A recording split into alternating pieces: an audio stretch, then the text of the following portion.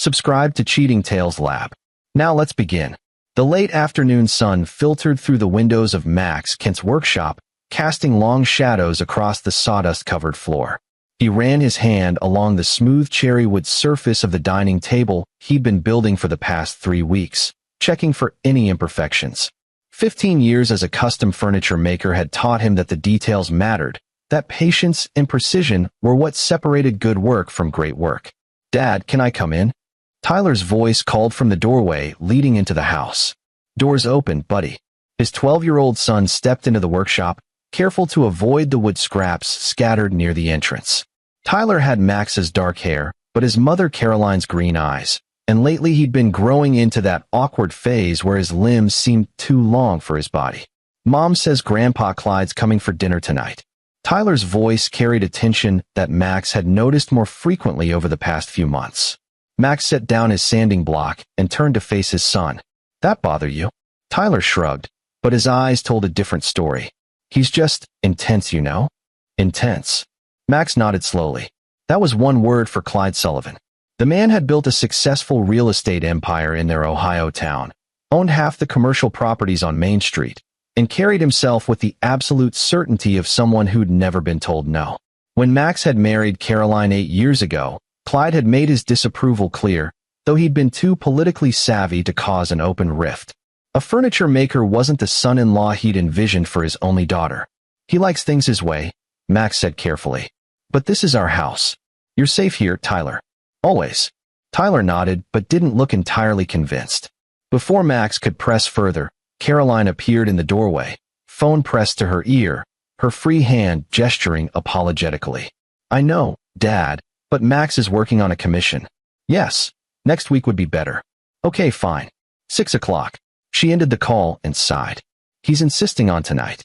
Wants to discuss some family matters." Max caught the edge in her voice. "What kind of matters?" "He wouldn't say. You know how he is."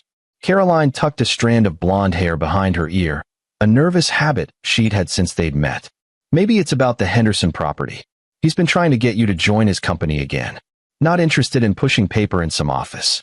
Max had turned down Clyde's offers 3 times now. He preferred the smell of wood and the satisfaction of creating something with his hands. Dinner that evening was a tense affair. Clyde Sullivan sat at the head of Max's own handcrafted dining table, acting as though he owned the place. At 62, he still had the build of a man who'd worked construction in his youth before transitioning to buying and selling properties.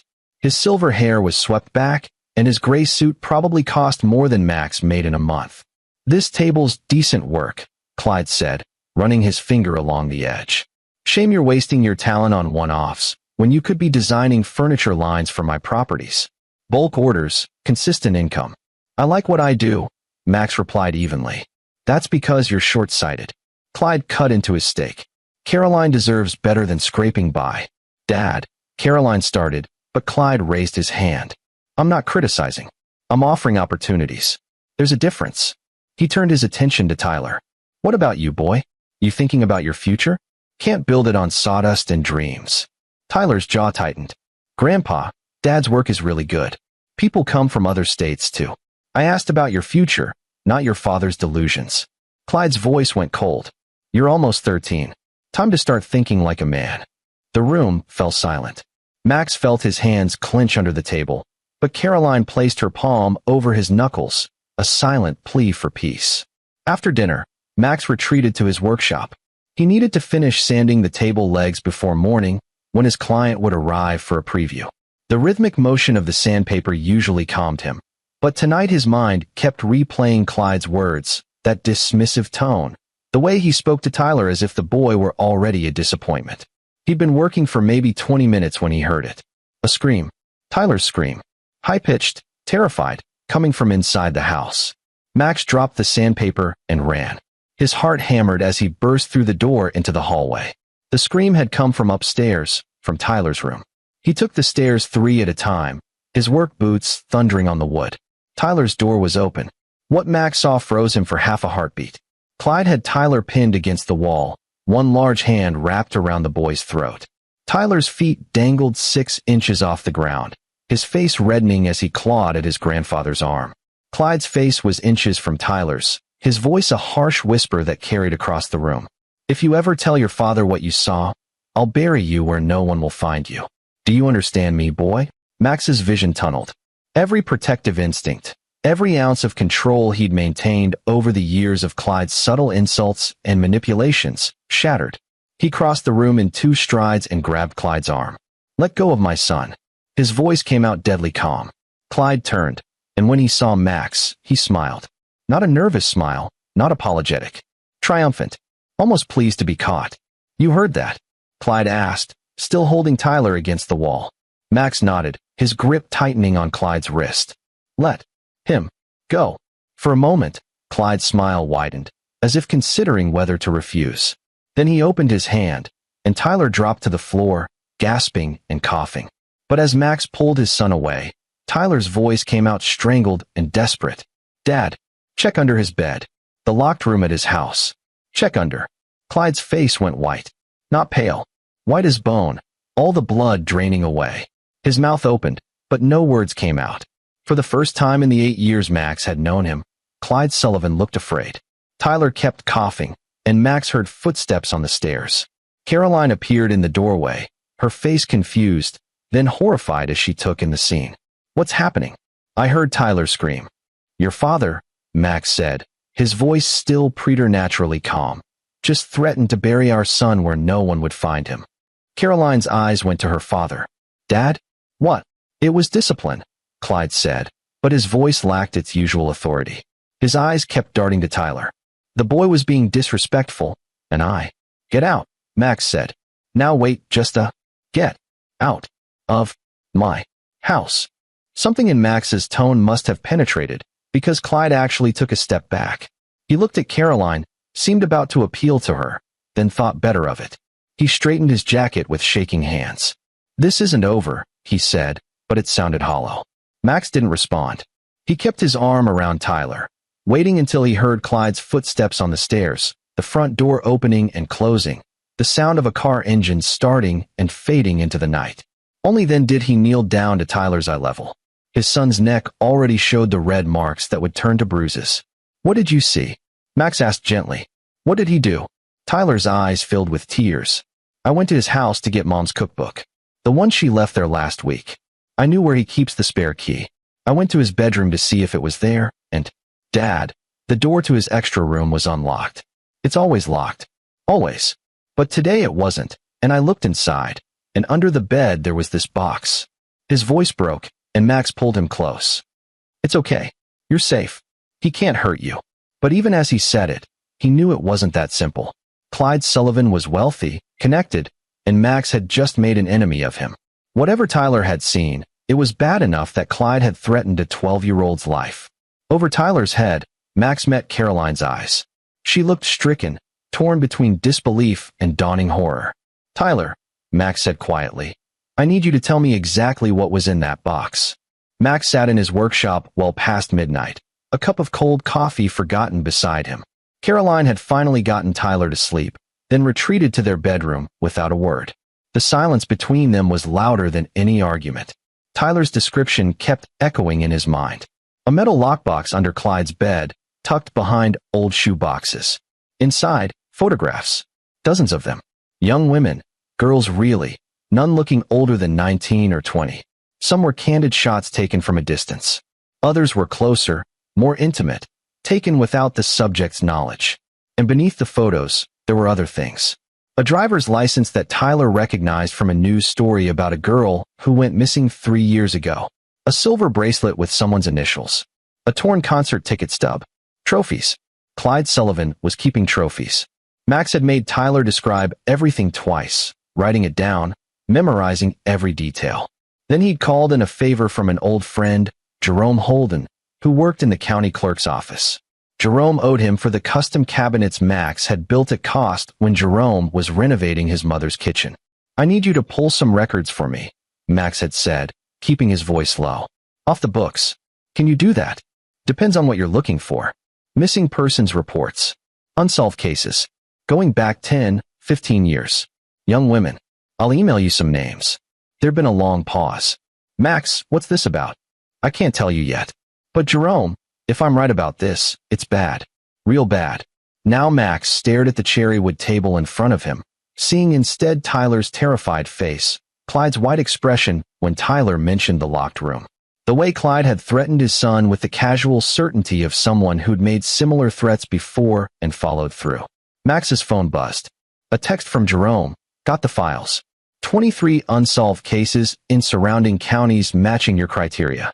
Attach PDFs. Max, whatever you're doing, be careful. 23.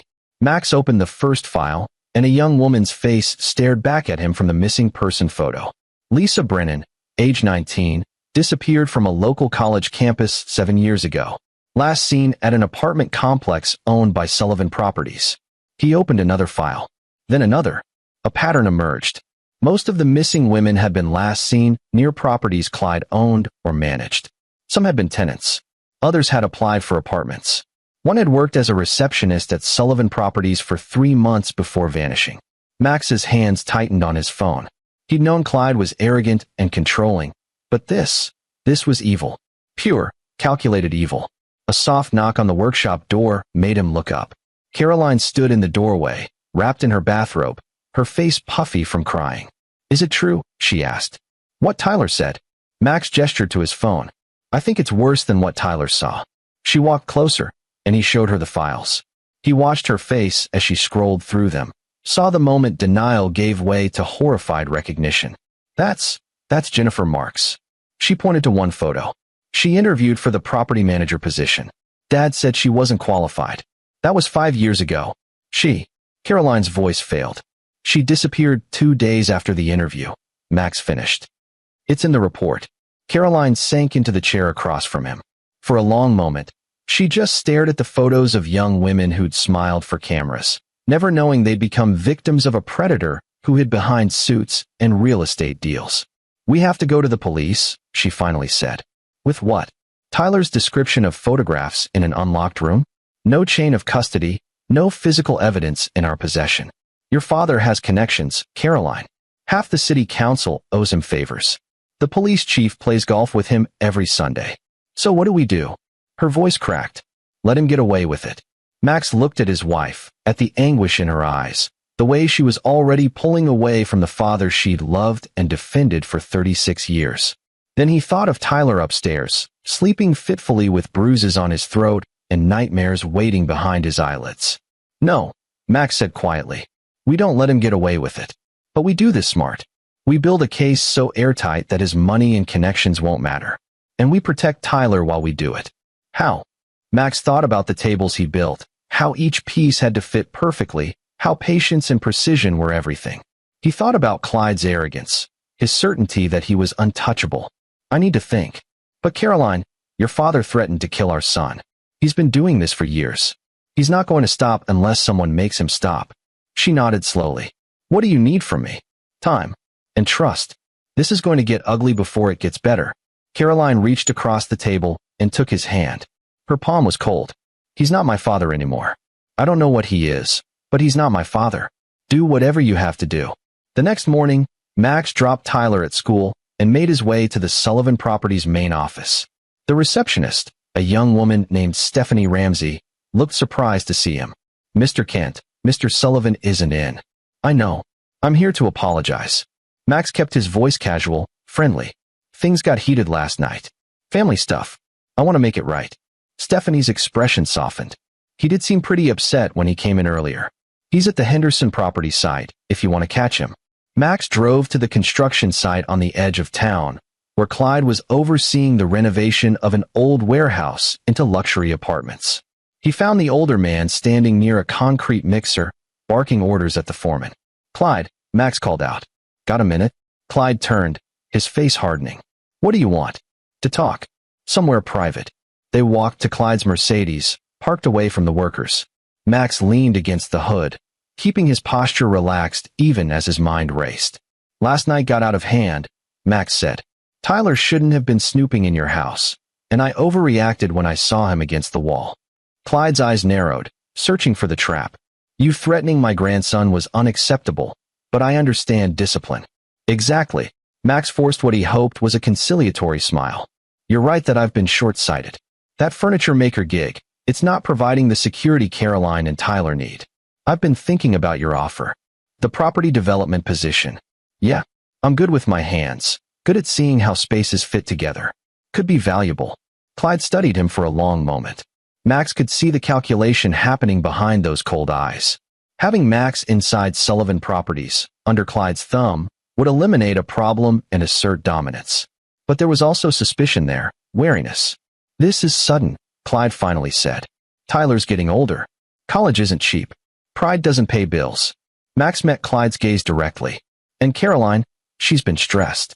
This fight between us isn't helping. I'm willing to make peace if you are. Another long pause. Then Clyde extended his hand. Monday, 9 a.m. Don't be late. Max shook it, feeling Clyde's grip try to crush his fingers in a pointless display of dominance. He matched the pressure until Clyde released first. As Max drove away, he caught Clyde's reflection in the rearview mirror.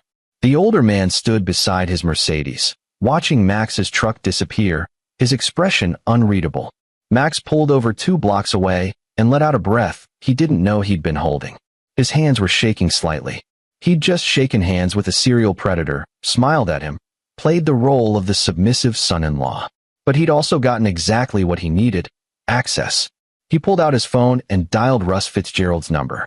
Russ owned the hardware store downtown, had known Max since Max had first moved to town. More importantly, Russ's daughter Sarah had disappeared 11 years ago, right after graduating high school. Russ? It's Max Kent. I need to ask you something about Sarah. It's important. There was a heavy silence on the other end. Max, I don't talk about Sarah. You know that. I know. But I think I might have found something. Can we meet? Where? Your store? After you close. And Russ, don't mention this to anyone. Max ended the call and stared at his phone. Jerome's files were still open, 23 faces looking back at him. Sarah Fitzgerald's photo was third from the top.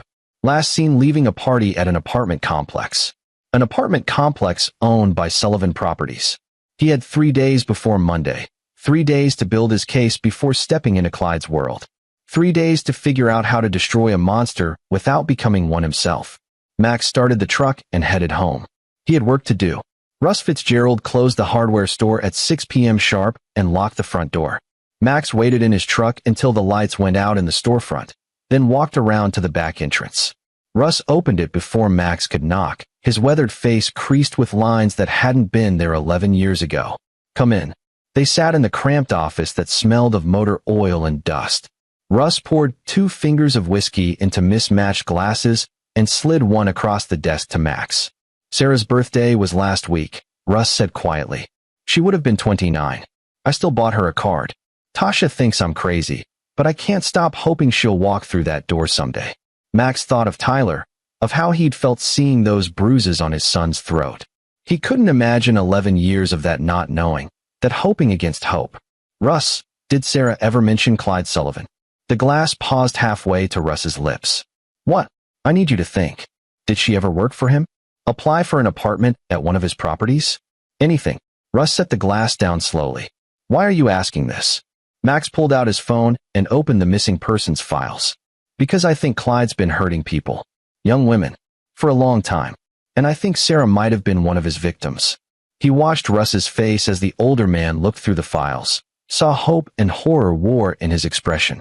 When Russ finally looked up, his eyes were wet. Sarah interviewed for a summer property management internship at Sullivan Properties, he said hoarsely. 3 days before she disappeared. She said the interview went well. Said Mr. Sullivan seemed impressed with her, wanted her to come back for a second interview. She never made it to that second interview. Max's stomach dropped. The police never connected it. They asked if she'd had any recent job interviews. I told them about Sullivan Properties. But Clyde had an alibi, had records showing she never came back for the second interview. Said he was sorry for our loss. Russ's hands clenched into fists. Son of a bitch looked me in the eye at her memorial service and told me he hoped they'd find her soon. There's more. Max hesitated, then pulled up Tyler's description from his notes. My son found photographs at Clyde's house. Personal effects. Things that might have belonged to some of these women. Russ stood abruptly, his chair scraping back. You're telling me that bastard killed my daughter and kept trophies? I don't know for certain, but I'm going to find out. Where's Clyde now? You'll do nothing. Max stood too, blocking Russ's path to the door. Listen to me. Clyde has money, lawyers, connections. If you go after him now, he'll bury this and you'll end up in jail. We need to be smart about this. Smart? My daughter is dead, and going to prison won't bring her back. But making sure Clyde pays for what he did, that we can do. If we're careful. Russ's breathing was ragged, but he stopped trying to push past Max. How? I'm going to work for him. Get inside his operation. Find proof that can't be ignored or covered up. That's insane. Maybe, but it's our best shot. Max met Russ's eyes. I need your help, though. Sarah's disappearance, the investigation, anything you remember about those days. Every detail matters. They spent the next 3 hours going through everything Russ could remember. The interview Sarah had mentioned was scheduled for a Saturday, unusual for a business meeting. She'd driven to the Sullivan Properties office building, but never came home. Her car was found 3 days later in a mall parking lot across town. Keys in the ignition, no signs of struggle. Police said she probably ran away, Russ said bitterly. Said teenage girls do it all the time. But Sarah wasn't like that. She had a full scholarship to Ohio State starting in the fall. She was excited. She wouldn't just leave. Max wrote everything down, cross-referencing it with the other cases. Patterns emerged. Most of the women had been alone for their interactions with Clyde. Several had cars found in random locations days later. None of the disappearances had obvious signs of violence or struggle. He's careful, Max said. Probably drugs them, stages it to look like they left voluntarily. By the time anyone realizes something's wrong, the trail is cold. So how do we catch him? We get him on camera or recording admitting to it. We find where he keeps the evidence, the real evidence, not just what Tyler saw. We build a case so strong that even his lawyer friends can't make it disappear.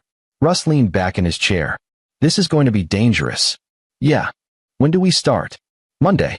I'm going to work inside Sullivan Properties, see what I can find. I need you to dig into Clyde's past. Property records, business deals, anything that might show where he could be hiding evidence. Can you do that without raising suspicions? I can be discreet. Russ's jaw set in a hard line. Max, if you find proof that he hurt Sarah, if you find her, I'll make sure you know first, Max promised. Before the police, before anyone.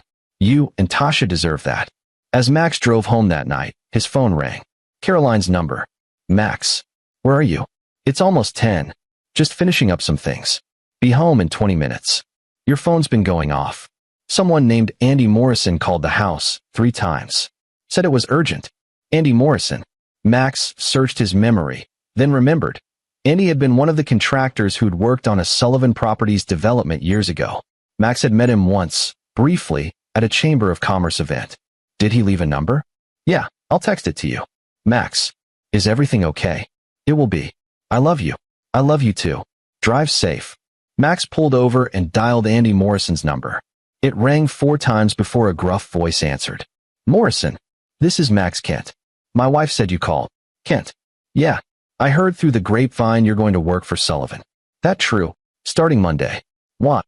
There was a long pause. Then Andy said, I worked for Sullivan 5 years ago on the Riverside Apartments project. 6 months in, I found something weird in one of the units. Unit 237. False wall in the bedroom closet led to a hidden space behind it. Like a storage room, but not on any of the building plans. Max's pulse quickened. What was in it? Nothing, by the time I found it. Place had been cleaned out. But there were marks on the walls, scratches, like someone had been locked in there. And a smell, Christ, a smell like. I don't know. Death, maybe. I reported it to Clyde, told him we needed to call the police. He fired me that day. Paid me double my contract if I kept my mouth shut. And you took the money. I had a wife and 2 kids, Andy said defensively. And I didn't have proof of anything. Just a creepy room that could have been explained away. But I never forgot it. And now I hear you're going to work for him? Man, I had to warn you. Sullivan is bad news. I know. Andy, do you remember exactly which unit? You said 237. Yeah. 3rd floor, southeast corner. I don't know if that hidden room's still there, or if he had it sealed up after I found it. But he trailed off. I appreciate the call, Max said. If you remember anything else. There's one more thing. After Sullivan fired me, I saw a girl around the property. Young, maybe 20, 22. She was looking at apartments. I tried to warn her, told her she shouldn't rent there. She laughed it off, said I was probably just a disgruntled ex-employee. Her name was Lisa something. Lisa. Max thought of the files Jerome had sent. Brennan? Lisa Brennan? That sounds right. Why? You know her. She went missing 7 years ago, Max said quietly. Right after moving into Riverside Apartments. Andy's breathing went ragged. Jesus Christ. I could have done more. I could have. You didn't know? But now we do. Stay by your phone, Andy. I might need your testimony. Max ended the call and sat in his truck, staring at nothing. A hidden room in an apartment building Clyde owned. A room that smelled of death. How many women had Clyde brought there? How many had died in that room, alone and terrified?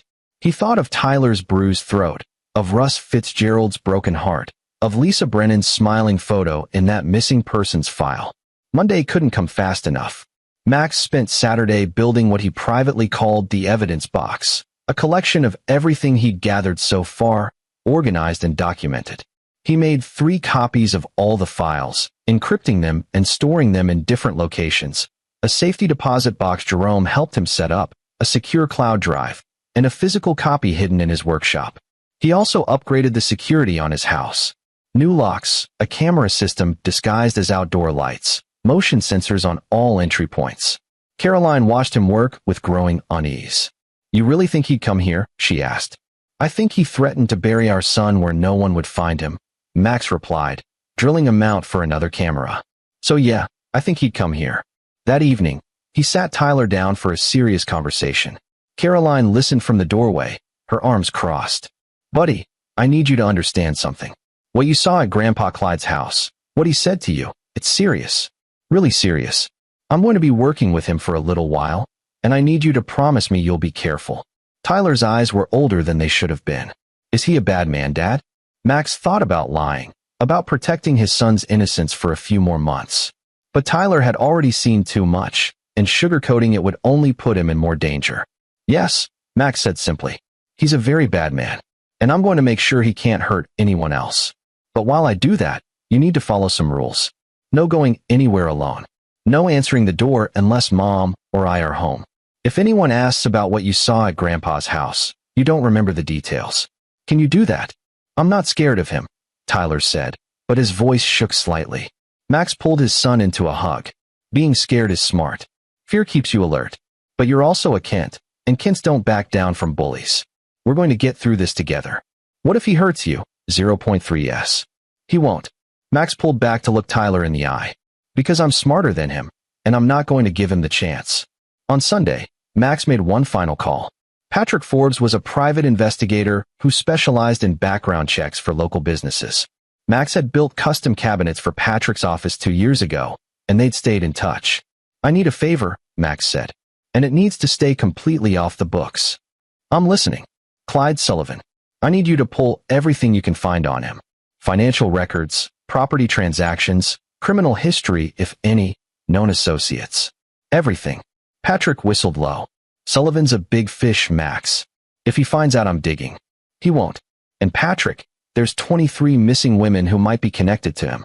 23 families who deserve answers. Silence. Then 23. At least. Probably more. Jesus. Okay. Give me a week. But Max, if this is what I think it is, you need to be careful. Men like Sullivan don't go down easy. I know. That's why I need every piece of ammunition I can get. Monday morning arrived cold and gray. Max stood in front of the mirror, adjusting his tie. He'd had to buy one yesterday, hadn't worn one since his wedding, and tried to see himself as Clyde would see him. Submissive, grateful for the opportunity. Controlled. You look like you're going to a funeral, Tyler said from the doorway. Feels like it. Max turned to face his son. Remember what we talked about? Stay alert. Trust nobody. Come straight home after school. Tyler grinned weakly. You sound like a spy movie. Good. Means you're taking it seriously. Max ruffled Tyler's hair. I'll pick you up from school today. Wait inside if I'm late. The Sullivan Properties office occupied a renovated Victorian mansion on Main Street, all brass fixtures and polished wood. Stephanie Ramsey greeted Max with a smile that didn't quite reach her eyes. Mr. Sullivan's expecting you. 3rd floor, corner office. Max climbed the stairs, taking in every detail. Security cameras in the corners, high-end locks on the offices, everything expensive and designed to impress. Clyde's office was exactly what Max expected. Oversized desk, leather chairs, walls covered with photographs of Clyde shaking hands with local politicians and business leaders. Clyde himself sat behind the desk, already working despite the early hour. He looked up as Max entered, his expression unreadable. "You're early. Good. Sit." Max sat. "Thank you for this opportunity. Don't thank me yet. You're starting at the bottom. Property inspections, maintenance coordination, tenant complaints. You'll work with Rich Shepard, our property manager. He'll show you the ropes." Clyde slid a folder across the desk. "Sign these." Max opened the folder. Employment contract, non-disclosure agreement, confidentiality clauses. His eyes caught on one phrase. Employee agrees not to discuss or disclose any information regarding Sullivan Properties or its owner without express written permission. Seems excessive for a property manager position, Max said carefully. "I value discretion. Some of our clients are high profile. They expect privacy." Clyde's eyes never left Max's face. "Problem?" "No problem." Max signed without reading further. He'd have Patrick review the contract later, but right now, getting inside Sullivan's operation mattered more than whatever legal trap the paperwork might contain. "Rich will meet you downstairs. He'll take you to Riverside Apartments first. We're renovating several units." Clyde leaned back in his chair. "Max, let's be clear about something. You're here because Caroline asked me to give you a chance, and because I believe in second chances. But if you screw this up, if you cause problems, or make me regret this decision, you're gone." "Understood. Understood." "Good. Now get out." Max found Rich Shepard waiting in the lobby. Rich was maybe 45, balding, with the tired eyes of someone who'd seen too much and stopped caring. He barely glanced at Max before heading for the door. "Let's go. We've got 12 properties to check today." They drove to Riverside Apartments in Rich's company van. The complex was newer than most of Sullivan's properties, maybe 8 years old, with 3 buildings arranged in a U-shape around a courtyard. Rich droned through the basic information. 84 units total, average occupancy rate 92%, mostly young professionals and college students. You'll handle complaints, schedule repairs, collect rent from anyone who doesn't pay online. It's boring work, but it pays. Rich pulled a key ring from his pocket. Unit 237 is vacant. Needs painting and new carpet. We'll start there. Max's pulse jumped. Unit 237. Andy Morrison's unit, the one with the hidden room. He followed Rich up to the 3rd floor, maintaining a bored expression even as his mind raced. The unit was typical, small living room, galley kitchen, single bedroom, bath. But the bedroom closet made Max's skin crawl.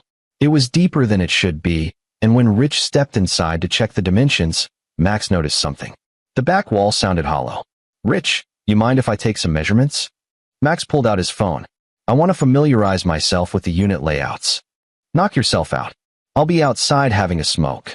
The moment Rich left, Max examined the closet wall more carefully. It looked solid, but when he pressed on specific points, he felt slight give. There had to be a release mechanism, but he didn't have time to find it now. He took photos from every angle, noting the seams that were just slightly off, the way the wall was a fraction of an inch recessed from the sides. And he had been right. There was definitely a hidden space here. Rich returned reeking of cigarettes. "Done." "Yeah. What happened to the last tenant?" "Moved out." Rich's tone made it clear he didn't care enough to elaborate. They spent the rest of the day visiting other properties. Max kept mental notes of everything: security systems, access points, which buildings had cameras and which didn't. By the time Rich dropped him back at his truck, Max's head was spinning with information. "You'll do," Rich said grudgingly. "Most newbies can't keep up. See you tomorrow, 7 a.m. sharp." Max drove to pick up Tyler, then swung by his workshop instead of going straight home. He downloaded the photos from his phone and studied them on his computer, zooming in on the closet wall seams. "What are you looking at?" Tyler asked, appearing at his shoulder. "Just work stuff. That's Grandpa's apartment building. I recognized the lobby from his Christmas party last year." Tyler pointed at one photo. "Why are you taking pictures of a closet?" Max closed the laptop. "I can't tell you everything yet, buddy. But I promise, when this is over, I'll explain. For now, you need to trust me." "I do trust you, Dad." Tyler hesitated. "Is this about what I saw? In the box?" "Yeah." "Good. He deserves whatever you're planning." The certainty in Tyler's voice, the lack of mercy, worried Max. His 12-year-old son shouldn't have that kind of hardness in him. But Clyde had put it there with his threats and his hands around Tyler's throat, and Max couldn't undo that damage. He could only make sure Clyde never hurt anyone again. That night, Max called Patrick Forbes from his workshop. "I need you to add something to your research. Riverside Apartments, specifically Unit 237. I need to know who lived there over the past 5 years, when they moved in, when they moved out, and if any of them filed complaints or police reports. That's going to take some digging. I've got time. Just don't leave a trail." After hanging up, Max opened his evidence file and added photos from the day. The hidden room in 237, the layout of Riverside security, the employee contract with its aggressive confidentiality clauses. Piece by piece, he was building something. He just hoped it would be enough. 2 weeks into his job at Sullivan Properties, Max had developed a routine. Morning property inspections with Rich, afternoons handling tenant complaints and coordinating repairs, evenings in his workshop organizing what he'd learned. He was careful never to seem too interested in any one property or too curious about Clyde's personal business. But he was learning. Clyde owned 18 properties across 3 counties. Most were apartment complexes, but there were also a few commercial buildings and 2 vacant warehouses on the edge of town. Max noted that Clyde personally handled anything related to the warehouses, never delegating those inspections to Rich or the other property managers. He also learned that Stephanie Ramsey, the receptionist, wasn't just answering phones. She scheduled all of Clyde's personal appointments, including several weekly meetings that weren't listed on the company calendar. When Max casually asked about them, she'd gotten defensive. "Mr. Sullivan's private meetings are none of your concern." Max had backed off, but he'd started watching Stephanie more closely. She seemed nervous around Clyde, flinching when he raised his voice, staying late most evenings even when there was no obvious work to complete. Either she was deeply loyal or deeply afraid. Max suspected the latter. On Thursday of the second week, Rich called in sick. Clyde personally assigned Max to handle emergency maintenance at one of the older apartment buildings on the south side. Unit 102, water leak. Tenants threatening to call the housing authority if it's not fixed today. Get it done. Max grabbed the company van and his toolkit, grateful for the chance to work alone. But when he arrived at the building, Oakmont Apartments, another Sullivan property, he recognized the address from one of Jerome's files. Abigail Neal had lived here before disappearing 6 years ago. The current tenant, an elderly woman named Martha Gill, let him in and showed him the leak under her kitchen sink. "Been trying to get this fixed for weeks," Martha complained. "That property manager, Rich, kept saying he'd send someone. Never did. I'll take care of it." Max knelt to examine the pipes. Simple fix, just a worn washer. While he worked, he asked, "How long have you lived here?" 8 years. Used to be a nice place, but it's gone downhill. People moving in and out all the time now. No stability. Did you know a girl named Abigail Neal? She lived here about 6 years ago." Martha's face softened. "Abby? Sweet girl. Had the apartment next door, 103. Always said hello, helped me carry my groceries sometimes. Such a shame what happened." Max's hands stilled. "What happened?" "She disappeared. One day she was here, next day gone. Police came asking questions, but nobody knew nothing. Her mama still comes by sometimes, leaves flowers by the mailboxes." Martha shook her head. "This neighborhood, things happen. Girls gotta be careful. You ever see her with anyone? Boyfriend, maybe?" "Nah." Abby kept to herself mostly. "Though I did see Mr. Sullivan here a few times toward the end. Said he was checking on the property, but he seemed real interested in Abby's apartment specifically." Max's pulse quickened. "Did you tell the police that?" "Course I did.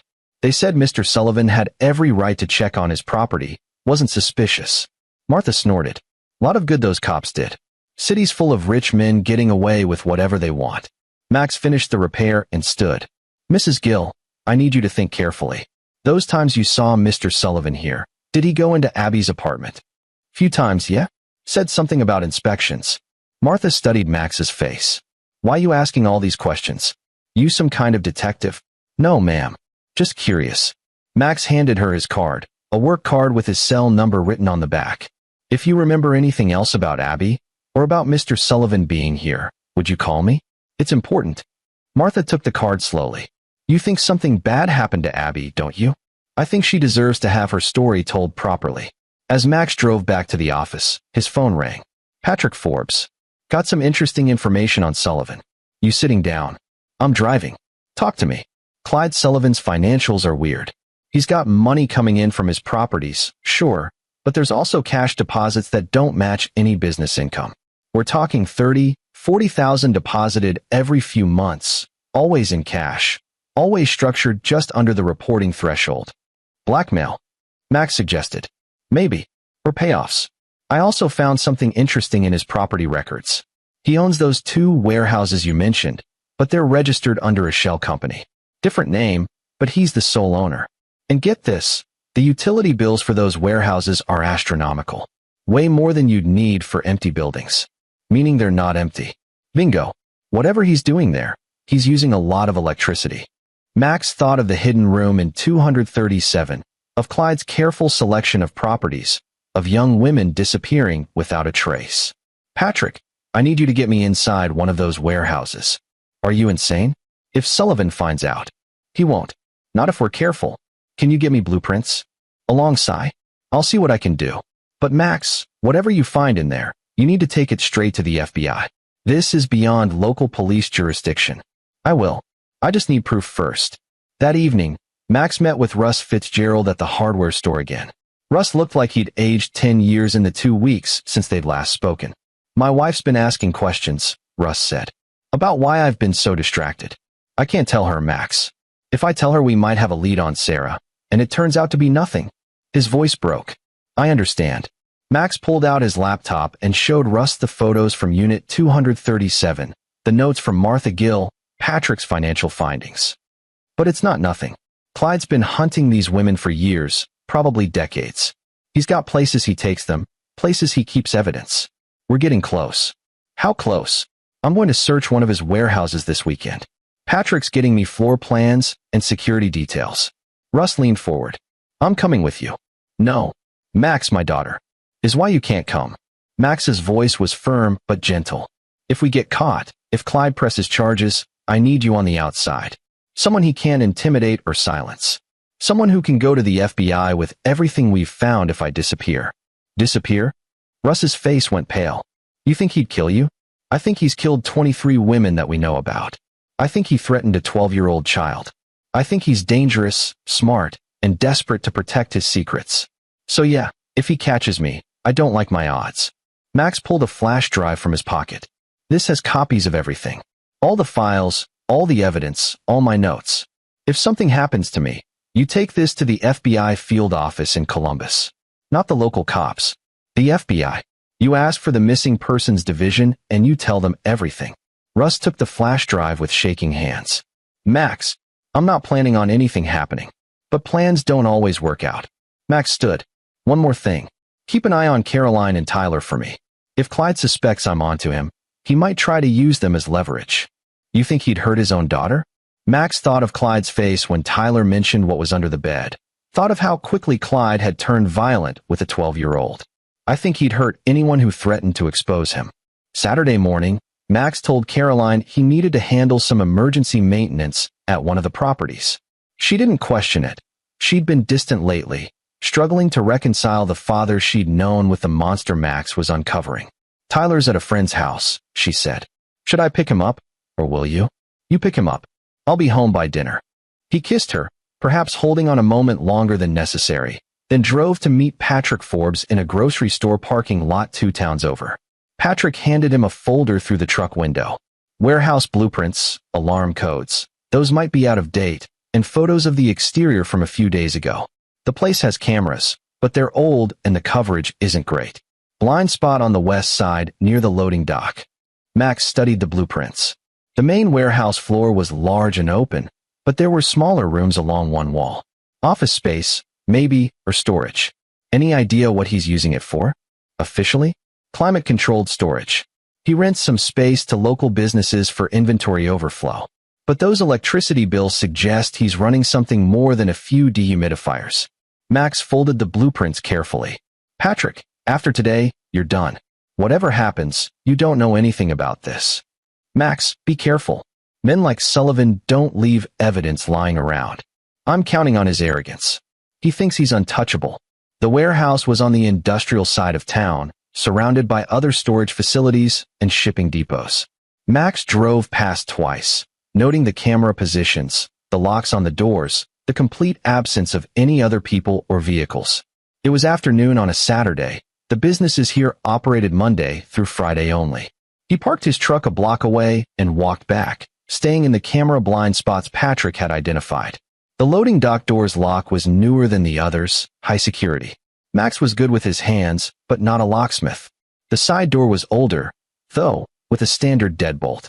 Max pulled out his lock-picking tools. He'd learned the skill years ago out of curiosity, never imagining he'd use it for breaking and entering, and worked the lock for 3/10 minutes before it clicked open. The warehouse interior was dim, lit only by dusty windows near the ceiling. Rows of storage units lined the main floor, each secured with padlocks.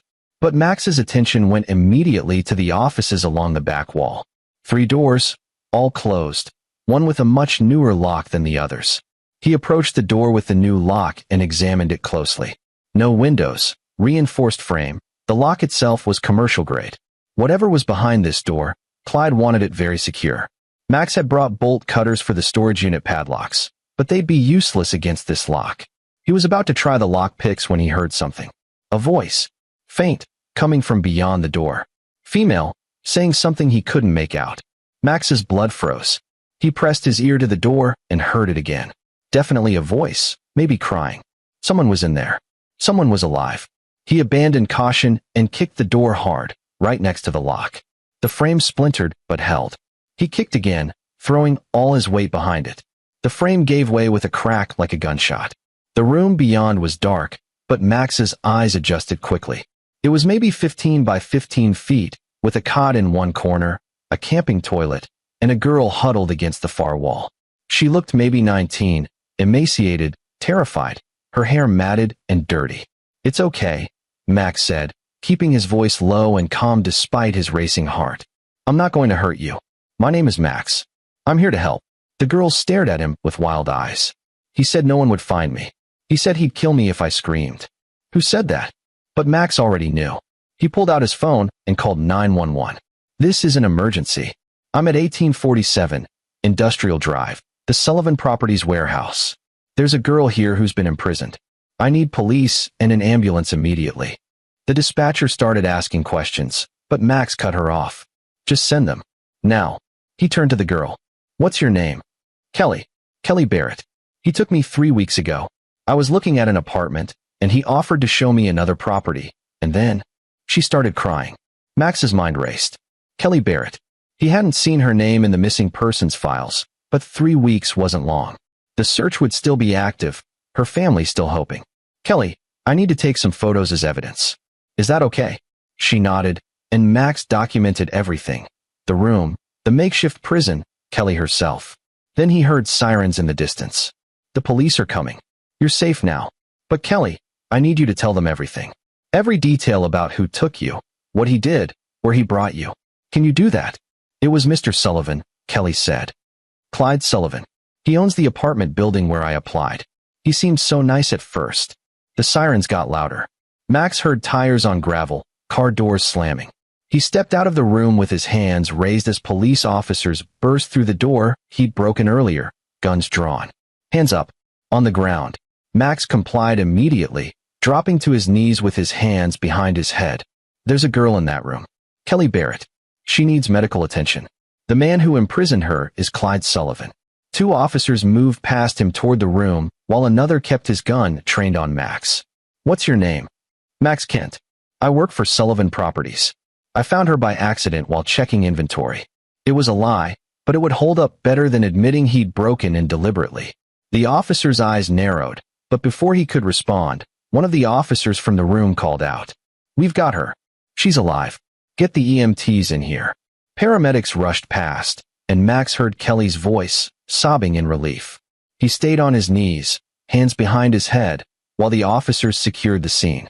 Finally, a detective arrived, a woman in her 40s with sharp eyes and a no-nonsense expression.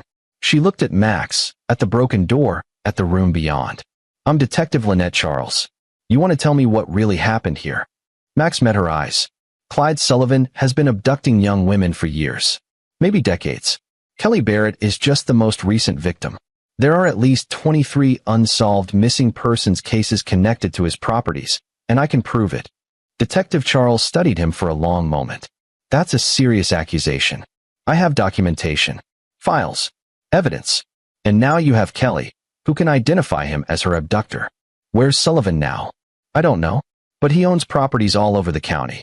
If he finds out Kelly's been found, he'll run or destroy evidence. You need to move fast. Detective Charles pulled out her radio. Get me a warrant for Clyde Sullivan's arrest and search warrants for all Sullivan Properties locations. Suspicion of kidnapping and false imprisonment. And someone finds Sullivan. I want eyes on him before he hears about this.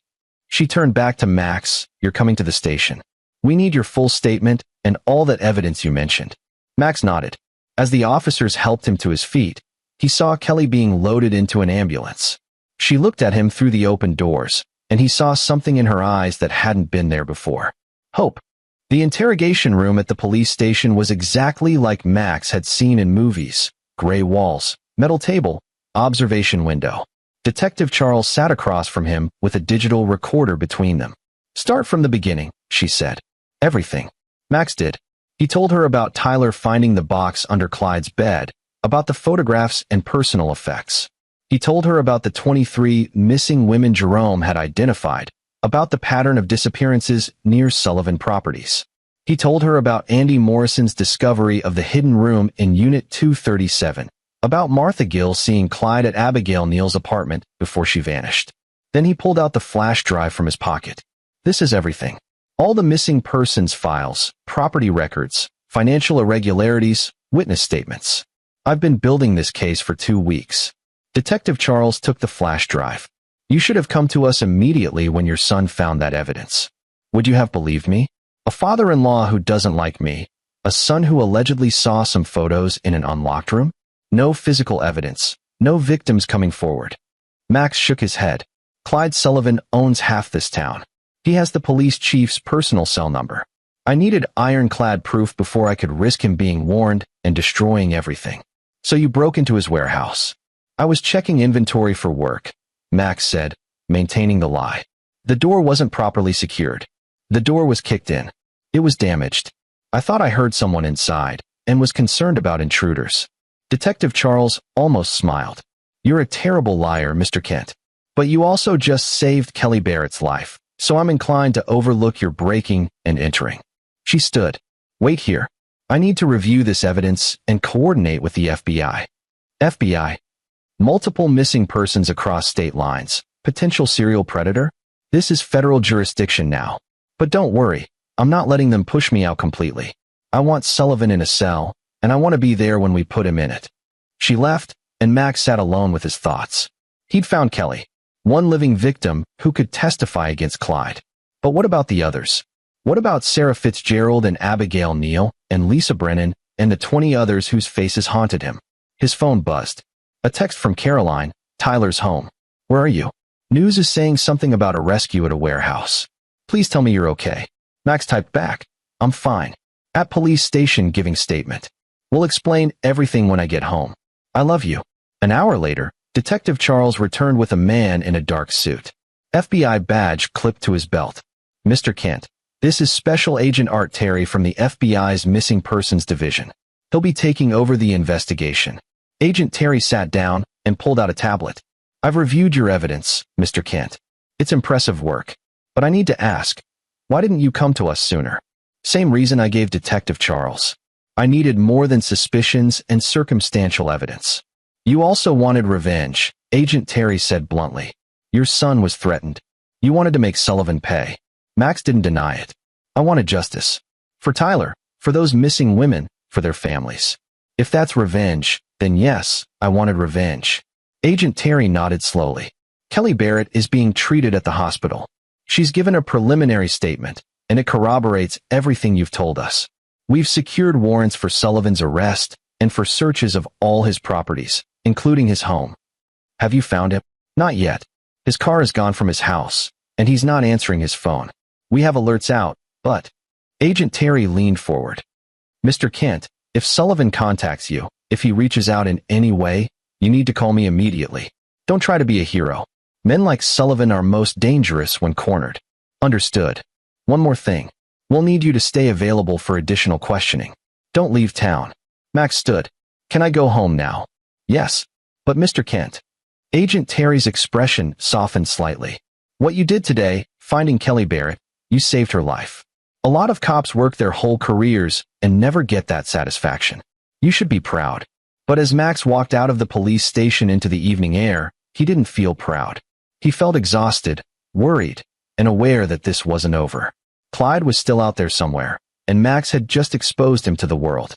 His phone rang as he reached his truck. Unknown number. Hello.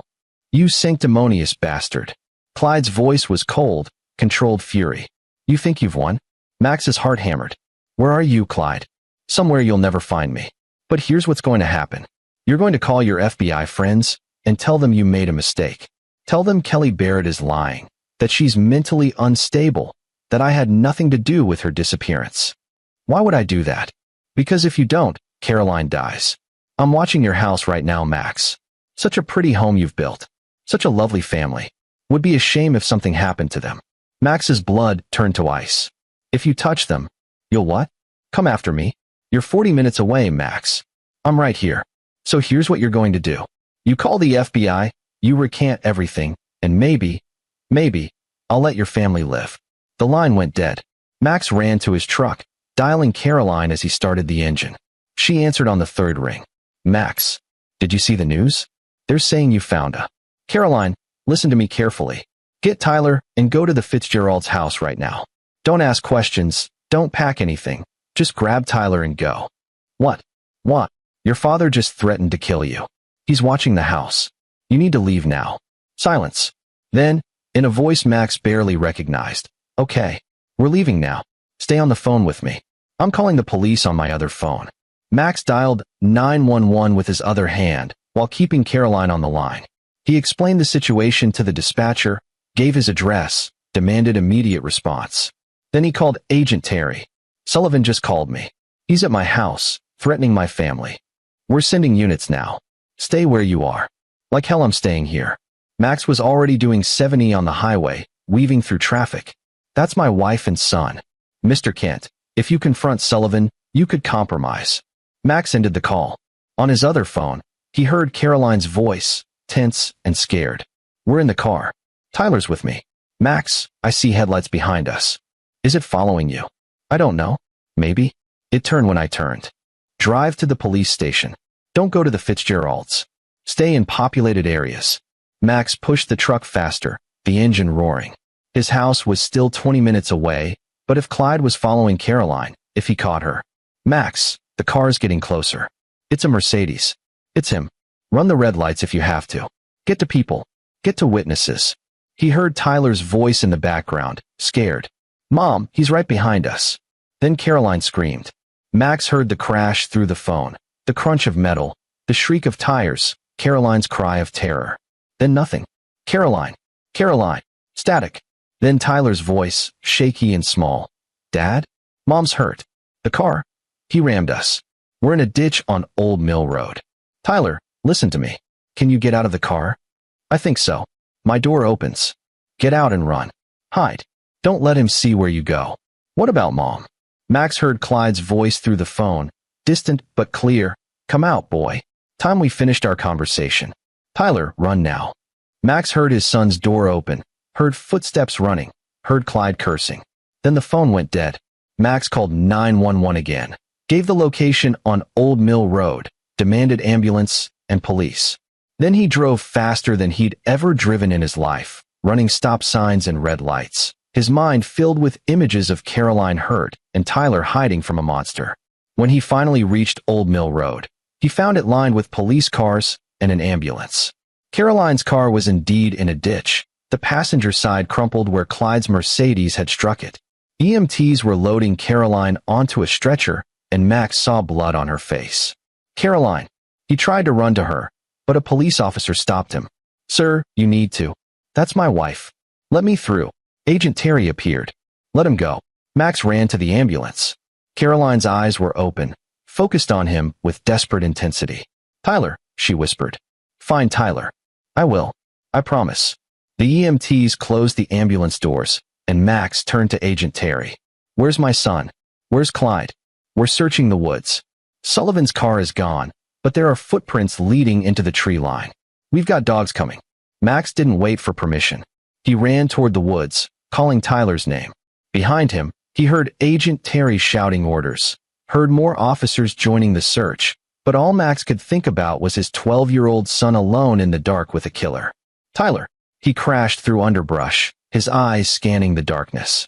It was full night now, the moon hidden behind clouds. He pulled out his phone and used the flashlight, sweeping it across trees and shadows. A sound. To his left. Max turned and saw him.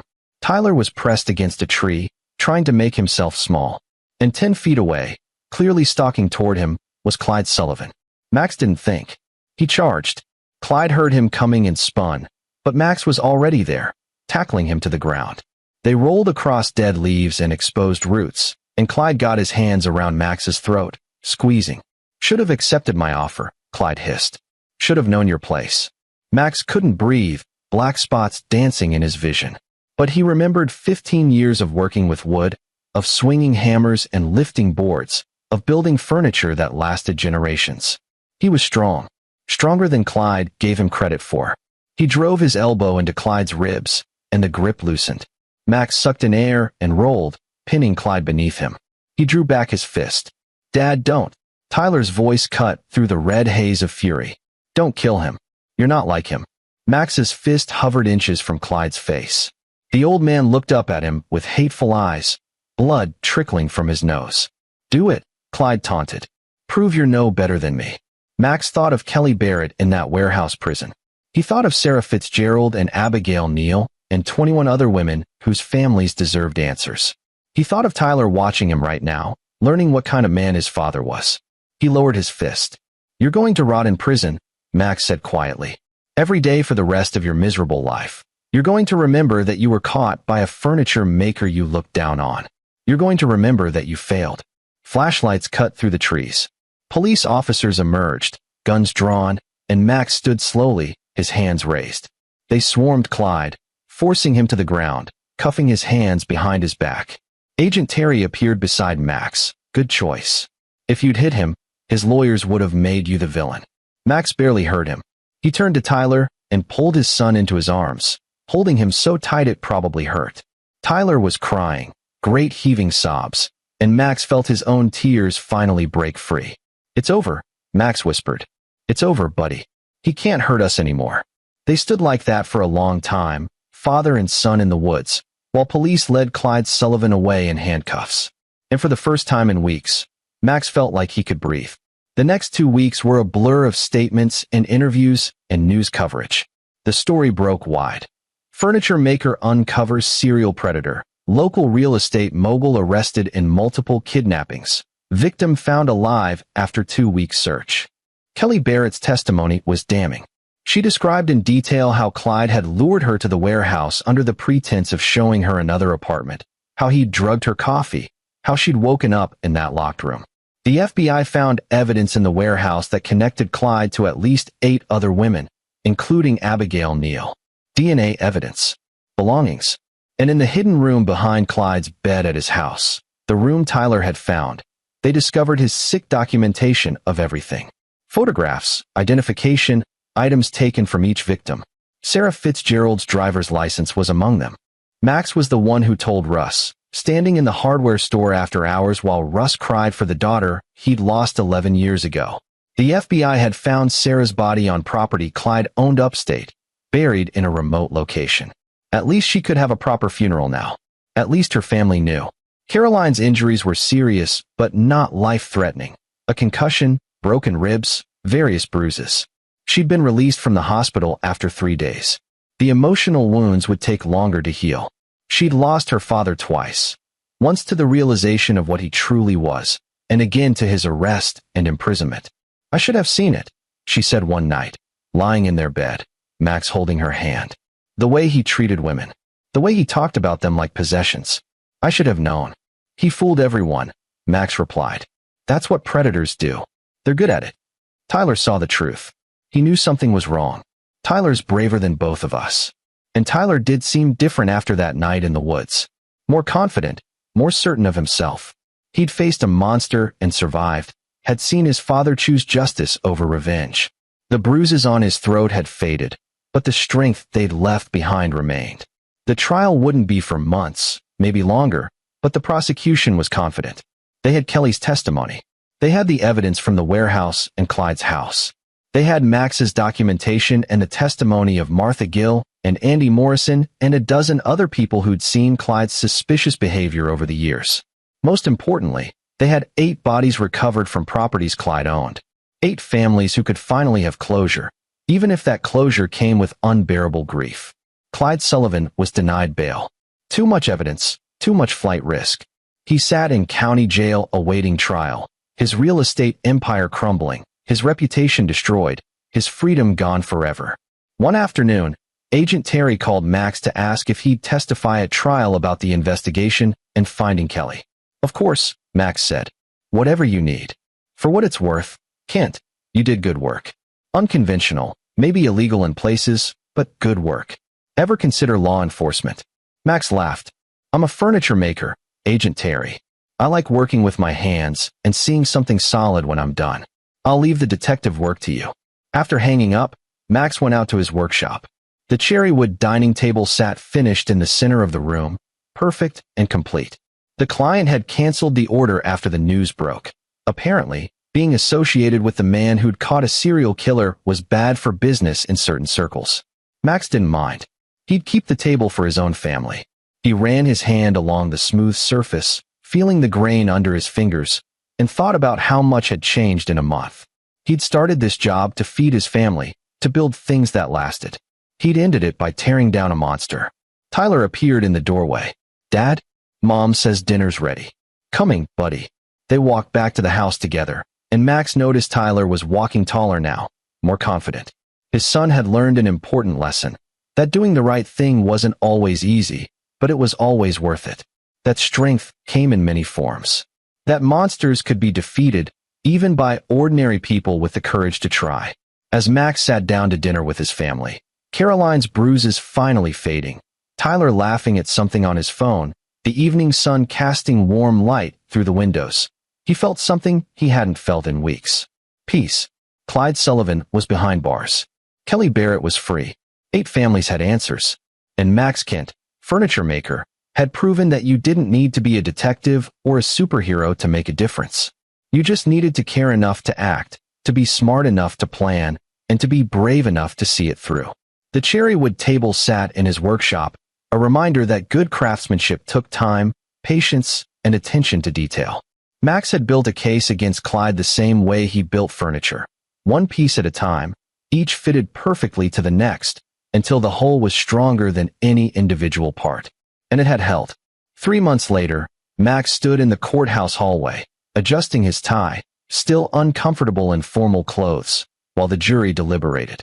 The trial had lasted 3 weeks, a parade of evidence and testimony that laid bare the full extent of Clyde Sullivan's crimes. The jury had been out for 4 hours.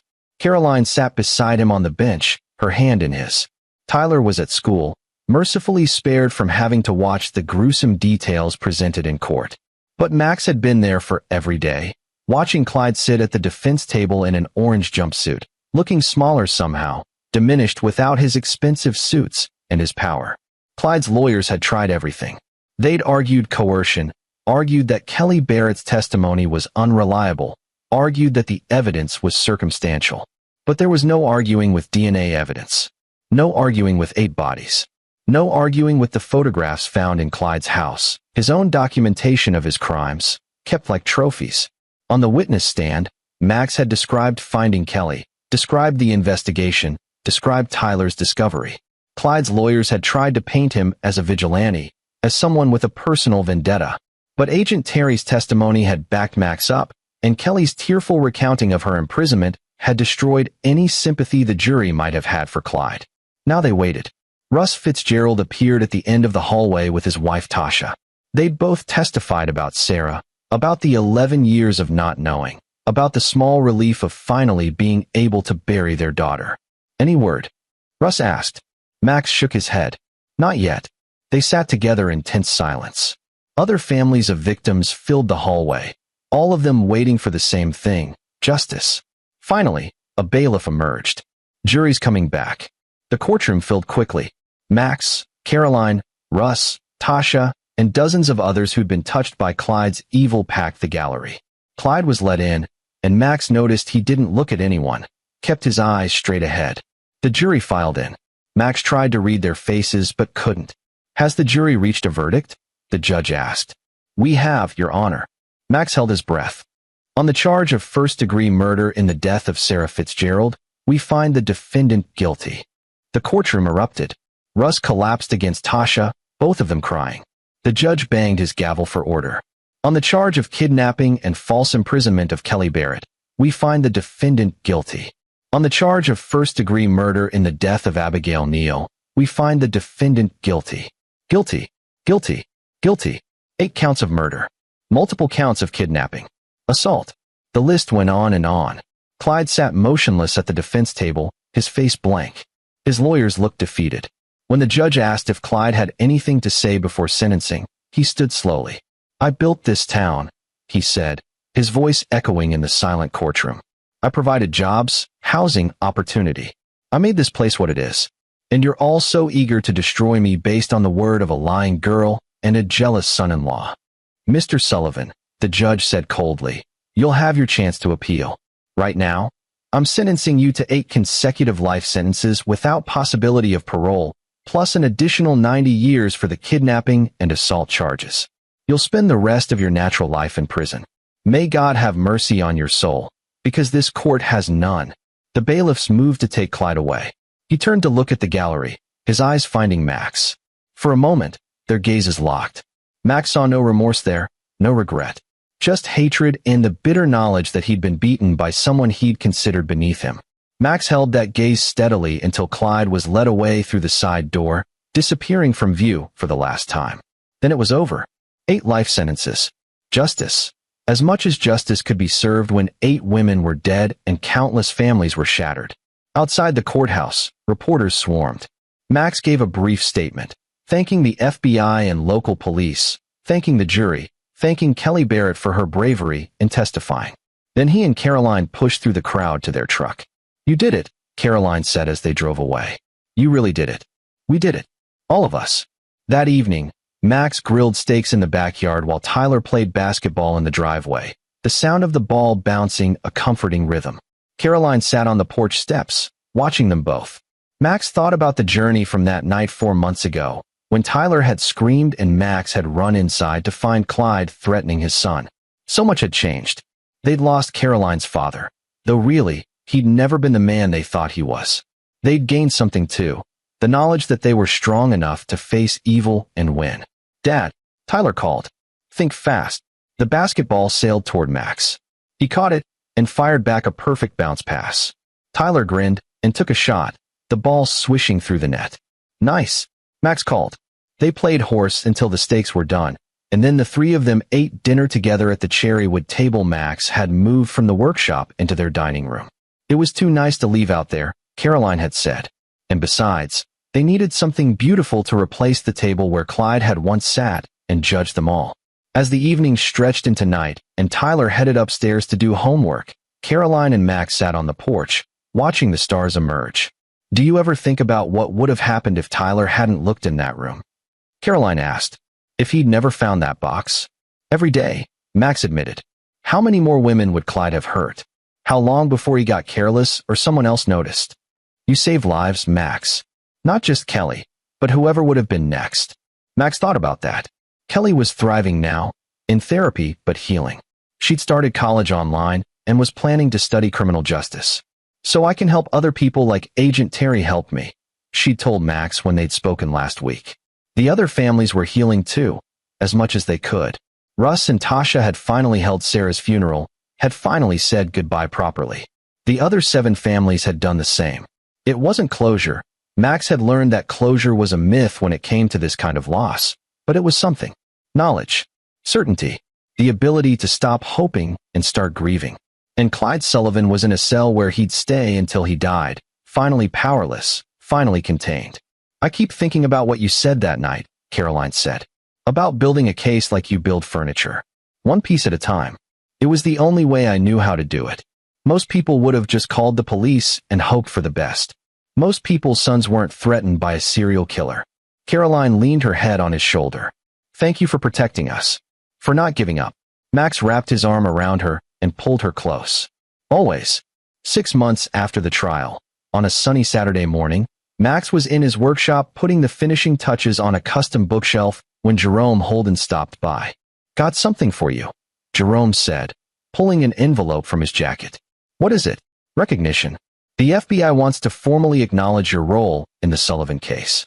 Agent Terry specifically requested you for a civilian commendation. Max looked at the official letter inside. It used words like exceptional dedication and invaluable assistance and exemplary citizenship. That's nice, Max said, genuinely touched. Nice? Max, you helped catch a serial killer. People are going to remember this. I'd rather they remember the women Clyde hurt. They're the ones who deserve to be remembered. Jerome smiled. You know, when you first asked me to pull those missing persons files, I thought you were crazy. Now I think you're probably the sanest person I know. After Jerome left, Max hung the letter on his workshop wall, next to his business license and the photo of him, Caroline, and Tyler from last Christmas. Recognition was fine, but what mattered more was the work. The furniture he built, the life he was creating for his family, the fact that Tyler could sleep at night without nightmares now. That afternoon, Patrick Forbes came by with news that Sullivan Properties had been sold in bankruptcy proceedings. The new owners were keeping most of the staff, including Rich Shepard, but they'd offered Max his old job back at a significant raise.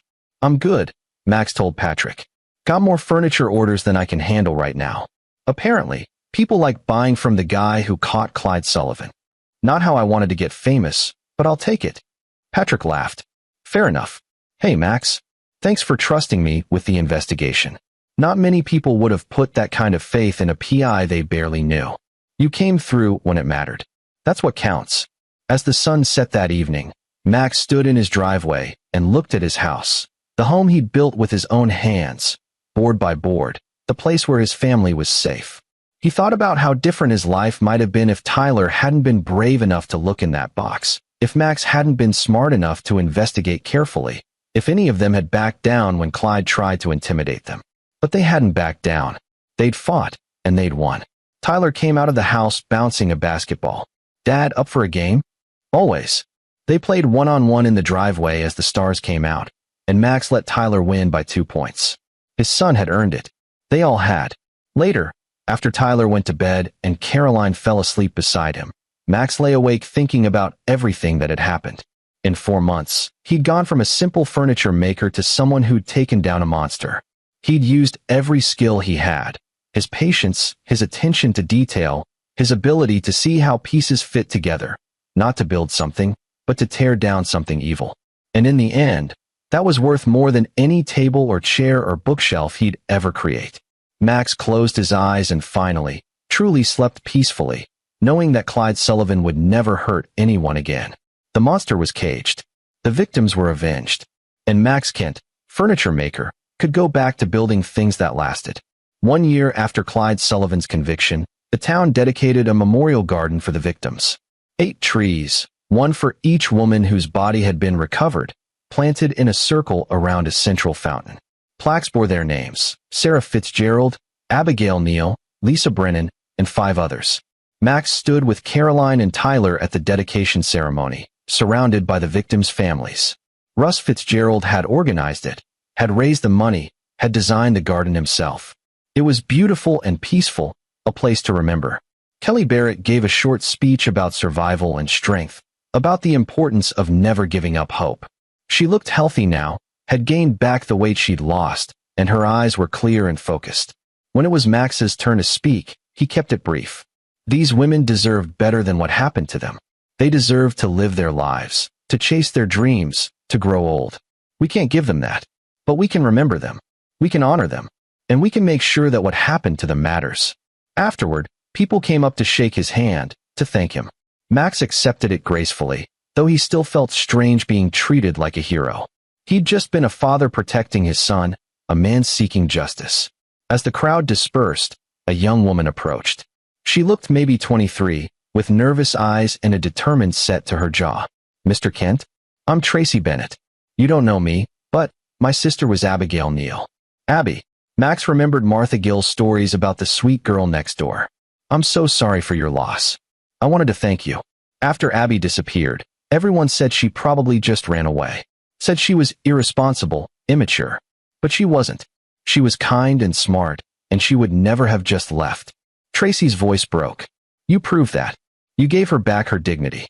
You gave our family the truth. That matters more than you know." Max didn't trust himself to speak.